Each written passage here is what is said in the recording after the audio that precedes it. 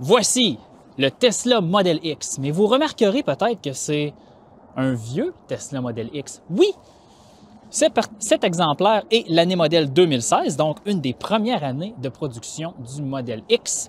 Aujourd'hui, qu'est-ce que j'avais envie de faire avec vous? C'était de regarder une Tesla qui a plus de 7 ans, qui a 7 ans. Ça ressemble à quoi?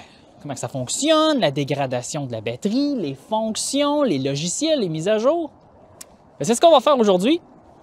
Avant ça, on va remercier JN Auto qui m'a prêté le véhicule aujourd'hui. Alors, merci JN Auto de supporter Plus de Millage. Donc, le fameux Tesla Model X qui a été lancé par Tesla en grande pompe en 2015 avec les fameuses portes Faucon. Hein? Même dans le logiciel, ça s'appelle les portes Faucon. Hein? Fait que c'est quand même assez plaisant. On peut éviter d'appeler ça des Falcon Doors. Mais oui, Tesla Model X qui était en fait là, une version VUS 6-7 places de la Tesla Model S qui avait été lancée en 2012. L'exemplaire d'aujourd'hui, c'est la version 75D, donc 2 moteurs, 4 roues motrices avec la plus petite batterie de 75 kWh, mais en réalité, c'est 72,6 kWh utilisables. Le design est assez particulier. Évidemment, quand on le regarde, c'est un Tesla Model X. Là. Il n'y a aucune question à se poser. C'est le véhicule, selon moi, qui est le plus fantaisiste de Tesla. C'est les véhicules un peu navette spatiale. Une des choses qui est unique au Tesla Model X, c'est le fonctionnement des portières. En réalité, ce véhicule-là, toutes les portières, avant, arrière, le haillon, sont électriques. Électriques comment? Bien, regardez, poignée de porte, la porte ouvre. C'est assez particulier, c'est assez unique, ça ressemble beaucoup aux portes qu'on voit, mettons, dans les Mercedes classe S qui sont, comment dire en anglais, soft close, mais dans le cas du Model X, bien, même la porte se présente devant vous, elle ouvre. Là, je vais essayer de la refermer ici. Et elle se referme. Les fameuses portes Faucon, bien là, ça, 7 ans plus tard, fonctionne toujours quand même. Et moi, j'avais des doutes quand ça s'était sorti en 2015. Mais oui, on appuie ici, ou on peut appuyer aussi sur la télécommande du véhicule. Ça ouvre quand même assez rapidement, ça ouvre quand même assez haut. Il y a des ajustements de hauteur si vous voulez. Mais ça fonctionne. C'est très, très, très distinctif. Il n'y a pas de véhicules en Amérique du Nord qui ont des portes comme ça, autres que le Tesla Model X. Pour entrer dans le véhicule, c'est assez simple. Il y a une grande ouverture, mais... Ouais. Est-ce que c'est trop? Selon moi, oui, c'est too much. Mais bien, c'est ça le Tesla Model X. Bon, à l'arrière, comme je vous disais, haillon électrique. Encore une fois, l'aileron est fixé. Hein? C'est pas un aileron qui sort là, comme un Porsche Cayenne ou Porsche Panamera. Qu'est-ce qu'on a? On a 3 rangées de sièges. Hein? Puis là, je vais vous montrer un peu d'images. Donc, il n'y a pas beaucoup d'espace en termes de profondeur, mais... on a un sous-plancher très, très profond, donc ça, c'est bien.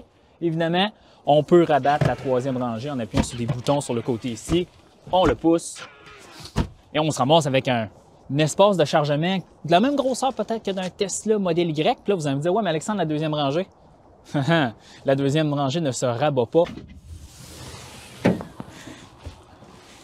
Ouais, le bon vieux gag de Alexandre dans le frunk. C'est correct, j'ai failli m'enfermer parce que le loquet s'est fermé lorsque j'étais sur le coffre, mais oui, ça c'est le frunk le plus gros de toute la gamme Tesla, donc voyez-vous, là, je suis confortablement assis ici.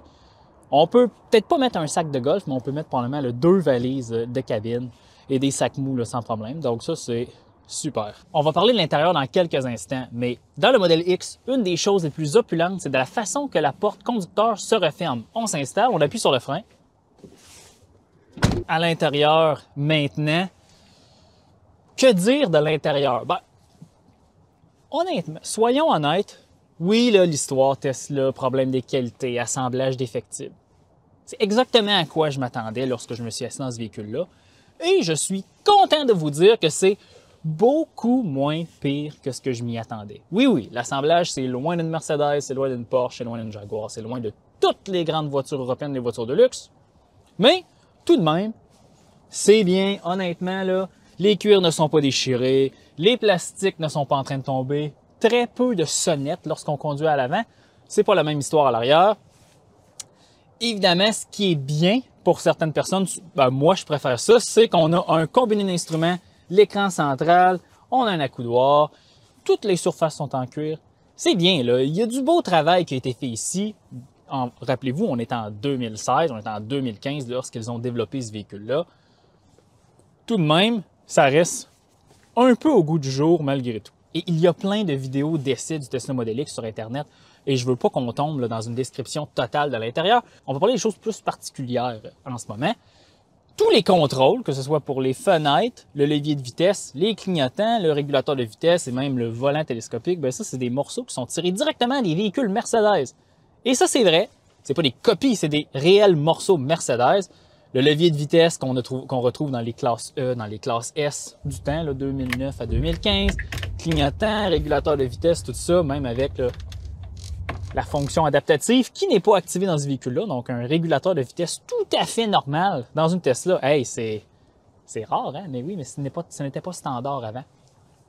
Bouton des portes. Vous avez un véhicule Chrysler, même, vous allez reconnaître ces boutons de porte-là.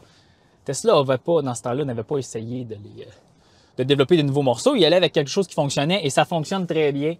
Ce véhicule-là aussi, évidemment, c'est comme une sorte d'aquarium, hein? Le pare-brise. Le pare-brise qui va jusqu'au-dessus de ma tête avec des... Ça, c'est très, très drôle. Avec un pare-soleil un peu particulier, avec des aimants super minces, avec un petit miroir de cachet. C'est relativement efficace. C'est rien comme un vrai pare-soleil beaucoup plus gros. Mais compte tenu du pare-brise qui est immense, d'ailleurs qui n'est pas une première, beaucoup de véhicules Citroën en Europe avaient des pare-brises comme ça. Ben, dans le fond, c'est la solution à laquelle Tesla a trouvé. Cette partie-là est polarisée. Est-ce que c'est efficace? Ben là, on est au Québec au printemps. J'ai pas eu de problème, là, mais évidemment, on n'est pas en Californie, on peut pas le tester. Coup d'espace de rangement, ça n'a pas changé entre les sièges, les porte-gobelets, un porte-téléphone. On peut ajuster les accoudoirs. On a des porte-gobelets supplémentaires. C'est bien là, ici, c'est quand même un très très gros véhicule. Là. Tesla est reconnu pour offrir des mises à jour continuelles et du support pour ses véhicules. Ici, c'est le cas.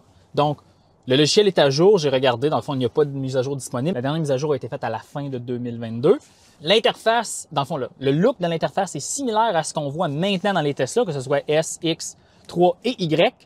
Sauf que dans le fond, on est en mode portrait. Ben, ça, c'est avant qu'ils fassent la version plaid de la S et du X. Sauf que là, l'interface est lente. C'est très... Il y a même un peu de bug. La qualité d'image, l'écran est un peu jauni. Il y a eu des problèmes là-dessus, puis on peut changer l'écran. Mais encore une fois, 2016.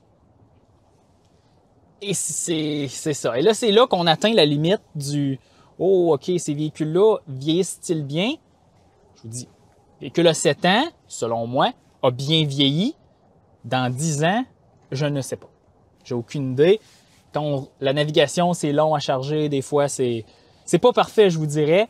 Je m'y attendais, puis là, ça paraît. Combiner l'instrument, par contre, très clair, ça va super bien, numéro 1. Mais toutes les fonctions qu'on s'attend des Tesla sont quand même là. L'excellente navigation incluant les arrêts de superchargeurs, la boîte à jeux, l'arcade, l'application énergie, là, tout est là. Donc là, ça n'a pas changé. Tesla garde le logiciel de ces véhicules-là quand même à jour. Nous voici à la deuxième rangée du Model X. Celui-ci a une configuration avec 6 places, 2 sièges capitaine.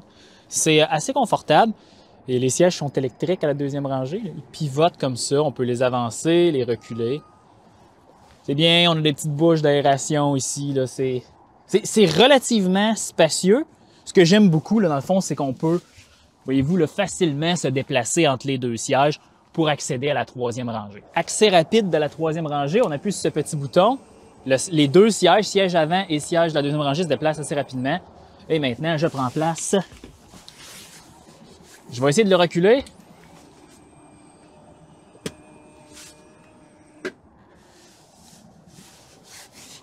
C'est plus pour des enfants, je vous dirais. Mes pieds ne sont pas écrasés parce qu'évidemment, beaucoup d'espace à la deuxième rangée. Si on a la version 7 places avec la troisième rangée, la deuxième rangée complète, ça doit être assez serré là, pour des adultes. C'est majoritairement pour des enfants. Dégradation de la batterie. Donc, j'ai fait un petit test maison, rien de scientifique. J'ai roulé le véhicule là, jusque sous les 10 %. Ensuite, je l'ai branché sur une borne de niveau 2 et j'ai attendu que la batterie soit complètement pleine et j'ai juste regardé combien de kilowattheures sont entrés dans la batterie. Évidemment, c'est pas super scientifique, mais ça donne une bonne idée de la dégradation. Il est entré 69 kWh dans la batterie. Là. Puis là, dans le fond, le 4 % qui restait, là, je l'ai calculé un peu. Honnêtement, évidemment, ne me citez pas là-dessus, mais j'estime que la dégradation après 7 ans est entre 6 et 7 ce qui fait du sens. Je m'attendais à beaucoup plus que ça. Donc, c'est quand même assez encourageant pour les véhicules électriques. Évidemment, ceci n'est qu'un seul cas. Un Tesla Model X, un seul échantillonnage.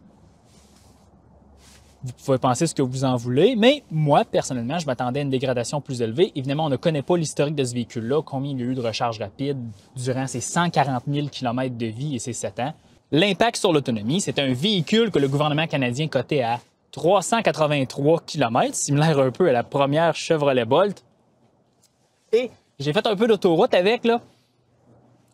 Je vous dirais qu'aujourd'hui, ce véhicule-là, au printemps au Québec, va peut-être faire 285 km sur l'autoroute, mettons 100 à 10 avec une consommation de peut-être 23 kWh par 100 km, ce qui est impressionnant pour un véhicule de ce gabarit-là. Moi et Gabriel, on a testé un Mach-E il y a de cela 24 heures, puis dans les mêmes conditions, on faisait peut-être 32. Donc, OK, c'est quand même bien. Mais on ne s'attend pas ici à faire 383 km. Donc, on a perdu peut-être 30 à 40 km d'autonomie. Ce véhicule-là a accès au superchargeur. Évidemment, c'est une Tesla, mais étant un modèle 2016, c'est gratuit. Donc là, c'est quand même assez intéressant pour la personne qui voudrait peut-être même acheter ce véhicule-là. Là, il est en vente chez JN Auto. Superchargeurs sont gratuits. C'est une belle fonction. C'est intéressant. Au volant de l'Aquarium du Québec, non, plutôt du Tesla Model X. Évidemment, je dis aquarium parce qu'on a l'immense pare-brise ici qui procure une expérience assez exceptionnelle. La visibilité est excellente, puis on a de la lumière. Donc là, c'est vraiment pas un problème. C'est même très, très intéressant à conduire. Pour ce qui est des spécifications, c'est le modèle 75D, donc comme je vous rappelle, 75 kWh de batterie. La puissance combinée de deux moteurs au-delà de 250 kW, là, fait qu'on va au-delà de 300 chevaux. Évidemment, deux moteurs, traction intégrale. Ce véhicule-là est équipé d'une suspension à l'air, donc on peut la mettre très très basse, comme on peut la mettre très très haute. Évidemment, il y a une limite de vitesse aux positions les plus hautes, parce que ça peut procurer certaines capacités hors route peut-être, mais bon, j'ai jamais vu vraiment des modèles X hors route. C'est sûr que dans des grosses chutes de neige, on peut peut-être monter le châssis du véhicule un peu pour sortir de son entrée, si les déneigeurs là, ont fait un banc de neige ou un ourlet, comme on dirait dans la région de Québec. Somme toute, ça fonctionne bien, puis la suspension à l'air, évidemment, fonctionne. La chose qui m'a surpris le plus du modèle X, c'est le confort de roulement. Par contre, hier, ma famille, on s'est promené un peu là, dans la région de Montréal. Puis les passagers à l'arrière, on était 5, donc quelqu'un était dans la troisième rangée. Très, très bruyant à l'arrière et la suspension a l'air de beaucoup moins amortir à l'arrière, donc ça rebondit beaucoup. Là. La personne me disait, ça ressemble un peu à un autobus de la ville, un autobus public. OK, mais à l'avant, confort excellent, relativement silencieux. Hein, j'en parle souvent, les Tesla, c'est peut-être pas les véhicules électriques les plus silencieux. Un véhicule qui m'a impressionné beaucoup, le Mustang Mach-E et le Kia V6 pour le silence de roulement, ça c'est quelque chose. C'est silencieux, mais c'est pas les plus silencieux. Surtout sur l'autoroute, lorsqu'on tombe sur des sections en béton, là, ça paraît beaucoup. Et les passagers à l'arrière entendent beaucoup plus là, les portes Faucon craquer lorsqu'on roule sur des joints d'expansion ou des chaussées un peu plus cauteuses. Je vous rappelle l'autonomie, 383 km certifié gouvernement du Canada. Dans la vraie vie, la moyenne depuis que j'ai le véhicule est de 251 Wh par kilomètre. Donc, honnêtement, peut-être 300 km dans le meilleur des cas. C'est correct. Évidemment, c'est rare les Tesla qui font toute leur autonomie. En fait, c'est rare les véhicules électriques qui font exactement leur autonomie certifiée, mais il y en a, c'est correct. Mais bon, comme je vous disais, la dégradation de la batterie avec mon petit test maison ne semble pas très, très prononcée. Donc, au moins, dans ce véhicule-là, l'autonomie est sensiblement la même que lorsque le véhicule était neuf. Pour ce qui est de l'accélération, malgré qu'on a juste 250 kW, l'accélération est soutenue. Freinage génératif qui fonctionne très bien dans les Tesla, facilement modulable. La batterie est encore très froide, donc j'ai pas tout le freinage régénératif ici. Mais bon, ça c'est quelque chose qui est commun aux véhicules électriques. Et là, Alexandre, elle est où la thermopompe? Ben, il n'y en a pas de thermopompe. La thermopompe a été lancée avec le modèle Y plus tard. Donc, chauffage résistif, fonctionne très bien, chauffage résistif. Donc, mais le préconditionnement de la batterie, le conditionnement de la batterie, puis tout ça se fait avec un élément résistif pour le liquide de refroidissement. Donc, c'est très, très traditionnel comme technologie pour s'assurer que la batterie est à des températures optimales. La tenue de route, évidemment, c'est un lourdeau, c'est un véhicule très très lourd au-delà de 2000 kg. La suspension à l'air fait un bon travail de garder la cabine relativement au niveau, mais essayez pas de faire de la conduite sportive avec ça. À la fin, c'est une minivan déguisée en VUS, déguisée en véhicule électrique. En réalité, c'est un aquarium roulant. Et la dernière question qui reste à se poser, en fait, les deux dernières questions qui restent à se poser, premièrement, ça vaut comment? Ça vaut combien un véhicule comme ça? Bien, JN Auto détaille ce véhicule-là actuellement à 64 000 canadiens. C'est un véhicule qui se vendait au-delà de 100 000 lorsqu'il était neuf. Est-ce qu'il y a un marché pour ça? Ben, en réalité, je pense qu'il y a un marché pour tout dans la vie. Si quelqu'un veut un véhicule électrique plus que 5 places, ce véhicule-là en fait partie. Si cette personne veut un Tesla, ben, il va être servi par ça. Le véhicule reste quand même à jour. C'est sûr que la technologie commence à dater. Mais le véhicule est entièrement fonctionnel, même que le véhicule tient beaucoup plus le coup à ce que je m'attendais. Donc pour moi, c'est une surprise. Et voici ce qui termine notre revue du Tesla Model X, la première année, la première génération. Le véhicule a bien vieilli quand même, fonctionnel encore. Tout ce qui est électrique fonctionne bien, mais pas de problème, le roulement est doux, la suspension à l'air fonctionne et la dégradation de batterie n'est pas si extrême. Si vous avez aimé, laissez-nous un commentaire. Est-ce que vous aimeriez voir d'autres tests de véhicules électriques un peu plus vieux pour justement avoir de l'information sur la dégradation de la batterie, l'autonomie restante, si le véhicule survit mais au test du temps? Ben, laissez-nous le savoir. On se reparle dans un autre épisode de Plus de Millage.